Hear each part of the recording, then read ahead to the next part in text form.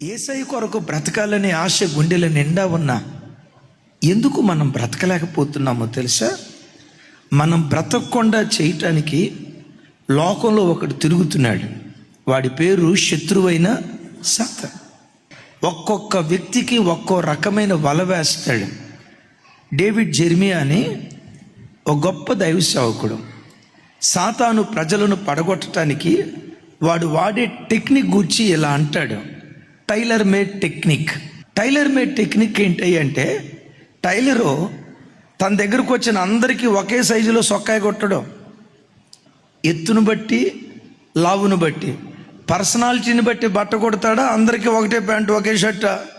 చిన్నపిల్లలకు ఏ వల వేస్తే వీడు పడిపోతాడు, యవ్వన బిడ్డలకు ఎలాంటి శోధన తీసుకొస్తే వీడు పడిపోతాడు, నడి వయసులో ఉన్న వారిని ఎలా శోధిస్తే క్రీస్తు సరళతలో నుంచి తప్పిపోతాడు, వృద్ధాప్యంలో ఉన్న వాళ్ళని ఎలా పడగొట్టాలి అంటే ఒక్కొక్కడికి ఒక్కో రకమైన టెక్నిక్ వాడతాడట. ఇది నిజం కాకపోవచ్చు, కానీ ఇప్పుడు నేను చెప్పబోయేది సైతాన్ గాడి గ్రూప్ ఉంటుంది చూసారా? సైతాన్ గాడి గ్రూప్ దగ్గరంట ఒక్కొక్కళ్ళ పేరు మీద ఒక్కో ఫైల్ ఉందట. ఆ సేవకుడు చెప్పిన మాట: సుమన్ ఎన్ని సంవత్సరాల క్రితం రక్షించబడ్డాడు? 20 సంవత్సరాల క్రితం. రాజు 15 సంవత్సరాల క్రితం రక్షించబడ్డాడు. ఈ 15 సంవత్సరాల్లో రాజు బలహీనత ఏంటి, రాజు బలం ఏంటి, ఏ విషయంలో పడిపోయాడు, ఏ విషయంలో పడిపోలేదు, ఒక్కొక్క వ్యక్తి మీద సపరేట్గా ఒక్కొక్క ఫైల్ వాడు మెయింటైన్ చేస్తున్నాడంట. ఒక్కొక్కళ్ళ వ్యక్తిగత జీవితం ఎరిగి, నీ బలహీనత ఏంటో ఎరిగి, నీ బలహీనతకు తగిన ఎర సాతాను నీ జీవితంలో వేయటం ప్రారంభిస్తాడు. మీకు అర్థమయ్యే భాషలో చెప్తాను. ఇప్పుడు క్రికెట్ మ్యాచ్ ఉంది. ఎంత గొప్ప ఆటగాడైనా ప్రతి ఆటగాడికి ఒక బలహీనత ఉంటుంది. 100కి 100 పాళ్ళు అన్ని షాట్లు ఆడలేరు.